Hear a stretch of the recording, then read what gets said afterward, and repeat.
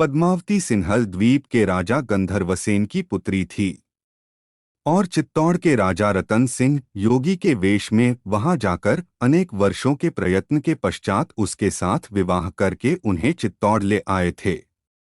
वह अद्वितीय सुंदरी थी और रतनसेन के द्वारा निरादृत कवि पंडित तांत्रिक राघव चेत के द्वारा उनके रूप का वर्णन सुनकर दिल्ली के सुल्तान अलाउद्दीन खिलजी ने चित्तौड़गढ़ पर आक्रमण कर दिया था।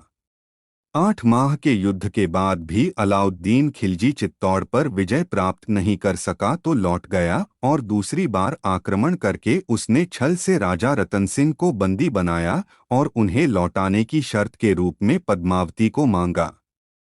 तब पद्मावती की ओर से भी छल का सहारा लिया गया और गोरा बादल की सहायता से अनेक वीरों के साथ वेश बदलकर पालकियों में पद्मावती की सखियों के रूप में जाकर राजा रतन सिंह को मुक्त कराया गया।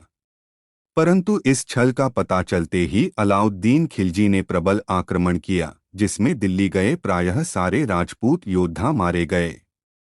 राजा रतन सिंह चित्तौड़ लौटे परंतु यहां आते ही उन्हें कुंभलनेर पर आक्रमण करना पड़ा और कुंभलनेर के शासक देवपाल के साथ युद्ध में देवपाल मारा गया, परंतु राजा रतन सिंह भी अत्यधिक घायल होकर चित्तौड़ लौटे और स्वर्ग सिधार गए। अलाउद्दीन खिलजी ने चित्तौड़ पर हमला बोल दिया। इस युद्ध में राव रतन सिंह तथा हजारों सैनिक मारे गए। जब रानी पद्मिनी ने देखा कि अब हिंदुओं के जीतने की आशा नहीं है तो उसने जौहर का निर्णय किया। रानी और किले में उपस्थित सभी नारियों ने संपूर्ण श्रृंगार किया। हजारों बड़ी चिताएं सजाई गईं। जय हर का उद्घोष करते हुए सर्वप्रथम पद्मिनी ने चिता में छलांग लगाई और फिर क्रमशः सभी हिंदू वीरांगनाएं अग्नि प्रवेश कर गईं।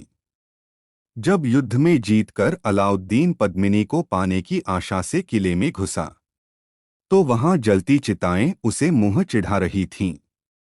अगर कोई गुलती हुई हो तो क्षमा करना।